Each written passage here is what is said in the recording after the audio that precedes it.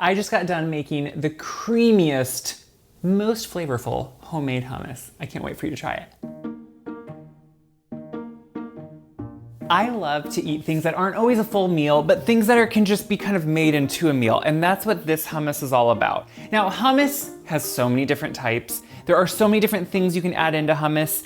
This is not traditional hummus, but this is one I love to eat. And I recently made it on stories and was asked so much for the recipe that I thought, here we go, let's do it.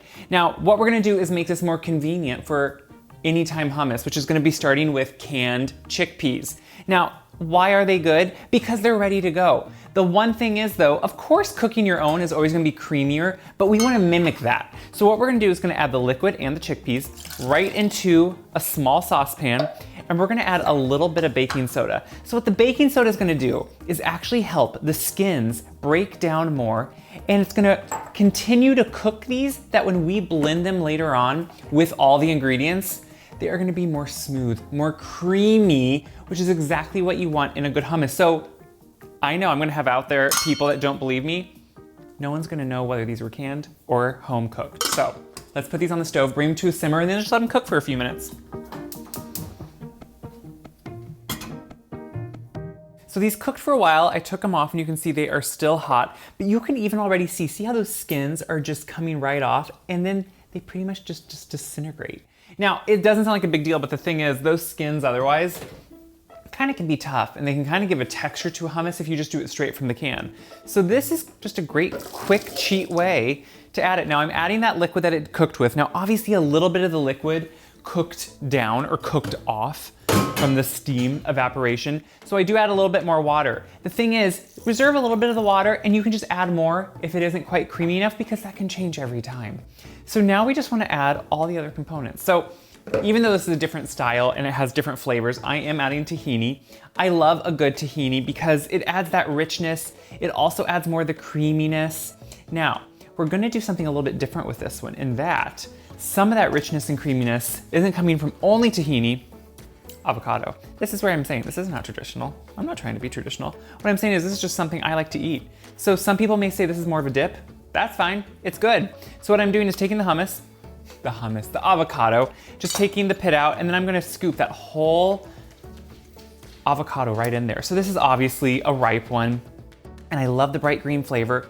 I love that creamy richness it adds. And just look at that, it's so pretty.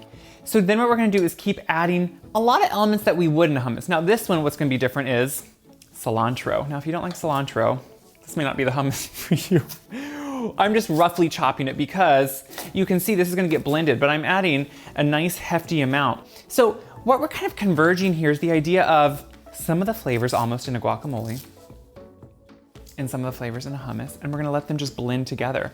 I'm gonna also take some scallion green onions, so it's gonna add some of the light parts, but then also I wanna add, if they're clean enough, all these green parts, because that all adds just this nice sweet flavor, adds good color, and it adds just a great element to it. So now salt. Salt is super important in hummus. That's a lot of chickpeas, and the thing is, when you do chickpeas, you need that salt to bring out their flavor. And don't ever think you can watch this recipe from just me throwing things in, because I use different size measuring spoons sometimes. So always look at the recipe on my website in the description, and that's where you're gonna find it. Now this is cumin. Cumin brings that earthy kind of warm spice, and it really just adds that element you need. I like it in traditional hummus too. We're gonna do some ground pepper, just for that nice pepper flavor, but not a strong spiciness to it. We're gonna add the spice later. And then of course, some garlic. Now, I like a good amount of garlic, so a couple good sized cloves. Obviously garlic is one you have to take a little bit of your personal, what size are your cloves? If they're really big, you might need to downsize them, or if you want a lot of garlic, go ahead. I just cut off that root end of them, and you can see, just slice off that root end, and then I smashed my garlic cloves. I only need 2 because these are pretty big. But I just take either back of my hand or a knife, smash it, and then look how that skin just comes off. It's just much easier than having to try to skin them, which can be a lot of work and I don't like to do. We don't even have to chop them because this is all gonna do the work for us. Then we need some sriracha. Now I like sriracha, I like the spice, so add in as much or as little as you want. I like the spice. So I add probably more than some people. If you don't, you could leave it out completely or just put a little bit in. And then lemon. Now, anytime I'm gonna do lemon, I try to keep it at room temperature if I can, or heat it up in the microwave even, and it's gonna give you more juice. The most juice, when it comes out of the fridge, it's kind of cold. So you need to let it warm up to look at all that juice that's coming out of it that way. Lemon is the acidity, so it kind of balances out those flavors. I always say it helps things kind of wake up on our tongue so we really notice all the other flavors. So I really think it's needed to balance everything out. And there we go. Look at all of that beauty. It also helps retain some of the color because guess what? Avocado it can oxidize. So having a good acidity to it helps that. So now what we're gonna do, we're gonna blend it up. They're kind of warm, the chickpeas as you saw, so I have a vent here, but I can close it if I need to. We're gonna put them on a blender. Of course, a high-powered one will help, but if you don't, you can use a regular blender, you can use a food processor. Honestly, whatever you have that can chop it up. And we're gonna get it going.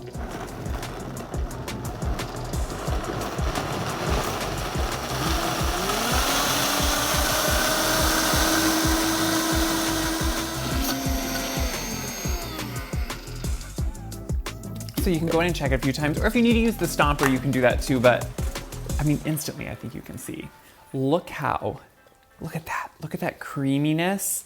Look at how almost fluffy it is. And it has, to me, a nice color. It's that nice bright green color. Kind of makes you think spring. But that is because we cooked those chickpeas with that little bit of soda. It made a huge difference. So we're gonna set that aside now that that's all done. And I'm gonna get ready just a couple. So when I have hummus, if I wanna have it, say, for people coming over, maybe a slight almost appetizer, or honestly, I like to turn it into a meal if you have enough to go with it. I like to create a little topping for it. Just something that's gonna give it a little bit of a extra special touch, even if it's just for me. You don't have to always do all these things just for other people. We can, make a special occasion out of any night. So like if I come in from working outside all day or late into the evening, because guess what? I have a garden. So that means this time of year, yeah, I'm working outside late into every evening. So what I like to do is have things like this that I can come in and make almost a meal out of, because chickpeas have protein. This has a lot of healthy fats in it. And when you put it with things like crudité and pita, which we're gonna do, you can see that it can really make something special. So what I have here is cilantro. You could also do some parsley, but since we have cilantro in it, I like to just add the cilantro right here, which is gonna add a great, just like this nice rounded flavor. I also wanna take some, of course, scallion. So what we're kind of doing is making, you would almost call it a sauce, honestly, but it's just gonna be this nice topping to be able to put on top of this hummus. That's gonna add an impact of flavor. So when you go in and dip it with your pita or with your crudité, your vegetables, whatever it is, it's gonna be something that's just extra good and maybe something people aren't used to. So we're gonna put that right in there. I also wanna take one of these garlic cloves. And again, I'm just gonna take that root end off. And even though I'm gonna mince it, I'm gonna still smash it so I can get, see, this is what I'm talking about. Smashing garlic. It's really amazing. And so once we're mincing this up, look how simple that is. You don't have to be perfect. You could use a garlic press too. I know I like to use those sometimes and sometimes I don't. And I'm always getting asked, like, Caleb, how do you know when you wanna use it? It's when either I'm getting too lazy or if I already have enough of a mess going on everywhere, I'm like, well, might as well just chop it because it's messy. I'm gonna add some salt to this, add a nice dose of salt, and then we're also gonna add a little bit of lemon. I keep them underneath me so I can grab them. And we're gonna cut that in half. And the lemon, again, it's gonna add acidity. So it's gonna really work with all of that citrus that's in there. And then finally, what I wanna add is some olive oil. So olive oil just adds a nice richness to it, and it really is what makes this into a sauce. So we're gonna just make sure to just get that all around and add a good amount of it, because a lot of times you can even top olive oil on top and drizzle it on a good hummus. But look, this is instantly a great sauce. So what it does need, a couple cracks of pepper. And now you know what? We're ready to go. So I'm gonna clean up, get some vegetables ready, show you how I like to eat this, and I'm gonna try it. I've put the hummus into more of a serving bowl and put just different things around it. And now I'm putting that quick It's almost like a chimichurri that we made, and just kind of putting it on top. I think this is what the fun part about it is, just like it's carefree, it's simple, it's non-pretentious, and yet it looks like it took work, and guess what? This really didn't. At its heart, it's canned chickpeas and all these things. So you can customize this to whatever you love. Of course, I have pita, so you can just scoop it up with some pita. I love it with any type of crudité, so any type of relish. I grew up having relish plates and relish trays at any event, any meal, and I still love them. So even things like radicchio on it add a bitterness, which I like the bitterness, but if you don't, just do the things that you're used to, carrots, cauliflower, all those things. Personally, one of my favorites, which I know it's not everyone's, is cauliflower, but you just get in there and, it's so good. It's so good. What I love, it has so much flavor to it, which hummus always should a good hummus, but this one has such bright flavors. It has the punch of cilantro, but then that avocado gives it this rounded, fuller, rich flavor. The cumin in there, it's well seasoned. The lemon brings it up. Then that oil on top with the cilantro and the scallion, it just pops and brightens everything. And it's a beautiful presentation. That's what I love about it. And that's what I hope you love about it. So what I hope you do, I hope you share this around, because guess what? When you share it, yeah, it helps me.